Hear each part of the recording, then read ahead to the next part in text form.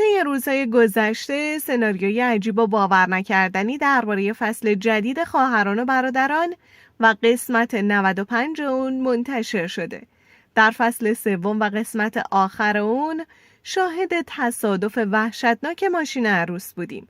ماشینی که در اون علاوه بر عروس و داماد یعنی احمد و سوزان، عمر، سوسن، سارپ، آسیه و دروک هم حضور داشتند. بعد از تصادف شاهد وضعیت بسیار وحشتناک و اسفناک سرنشینان ماشین بودیم و فصل سوم با این معمای بزرگ که چه کسی قراره در این حادثه تصادف کشته بشه به پایان رسید. طی روزهای گذشته سناریوی عجیبی برای این معما و قسمت‌های جدید سریال خواهران و برادران مطرح شده.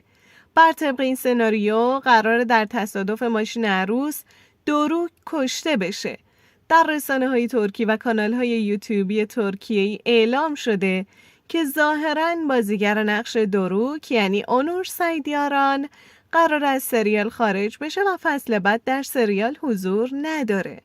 ظاهراً پیشنهادهای جدیدی برای حضور در سریال جدیدی به این بازیگر ارائه شده و اونم قصد داره به حضور خودش در سریال خواهران و برادران پایان بده و بازی در سریال ها و پروژه های جدید رو تجربه کنه. علاوه بر اینا سناریوی دیگه‌ای هم برای دلیل خروج دروک از سریال اعلام شده. اگه به یاد داشته باشی در قسمت آخر شوال از عاکف آدرس یه آدم خلافکار رو درخواست کرد و عاکف هم آدرس یکی از آدمای سابقش رو برای اون فرستاد.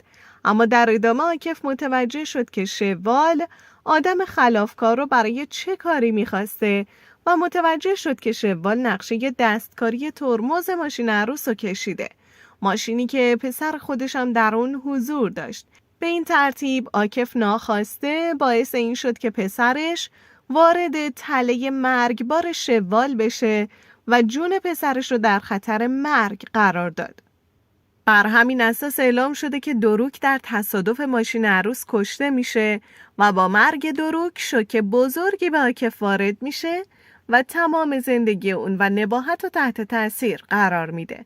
بعد از این حادثه خون جلوی چشمای عاکف رو گرفته و تصمیم میگیره انتقام سختی از شوال و خانواده احمد بگیره و شاهد ماجراهای هیجان انگیز و جذابی در فصل 4 سریال خواهیم بود. نظر شما در این باره چیه؟ به نظر شما این احتمال وجود داره که دروک در فصل بعد سریال خواهران و برادران حضور نداشته باشه و کار اون با مرگ در این سریال به پایان برسه؟ لطفاً نظرات خودتون رو با ما در میون بذارید.